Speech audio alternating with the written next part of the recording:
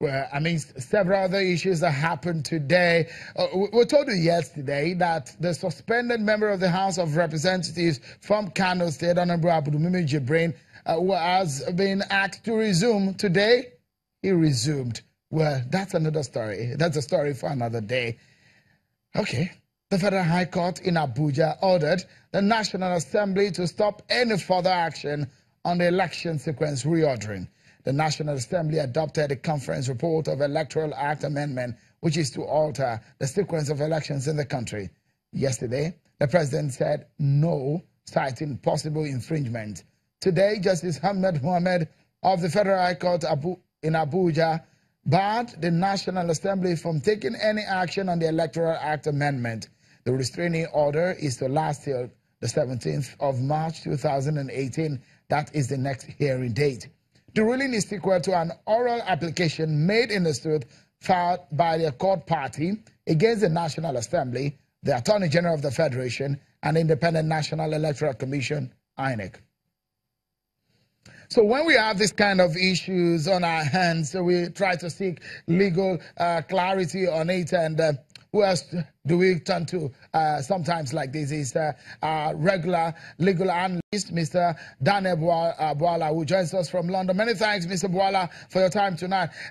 Give us a sense of what you make of this injunction stopping the National Assembly from moving ahead.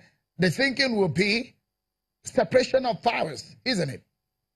Right. Thank you for having me. Well, I am not surprised that our court party went to the Federal High Court. Otherwise, I would have ordinarily thought that the proper forum should be the Supreme Court. If you look at Section 232 of the Constitution, the Supreme Court is vested with exclusive jurisdiction to hear matters of dispute between the National Assembly and the President, amongst other things.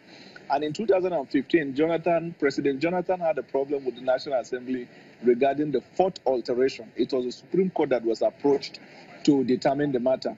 And in fact, the Supreme Court made clear on the powers and the jurisdiction that it has over the matter. So I think that our court didn't go to Supreme Court because then they wouldn't have a local standard.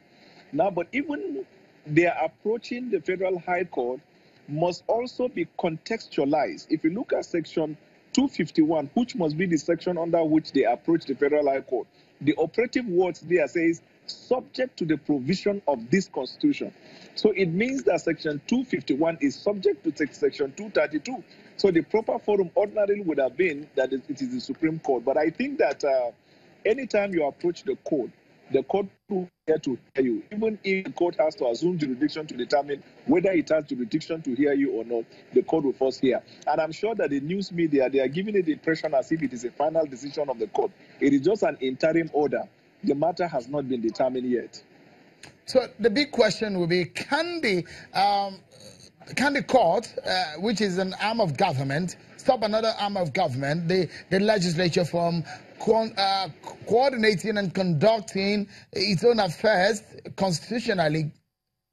First of all, I think that the principles of separation of power is quite explicit about the roles that each organ of the government plays. The National Assembly under Section 4 of the Constitution is empowered to make laws. And even the amendment of Section 25 sub 1 of the Electoral Act is carried out pursuant to the powers of the National Assembly under Section 4.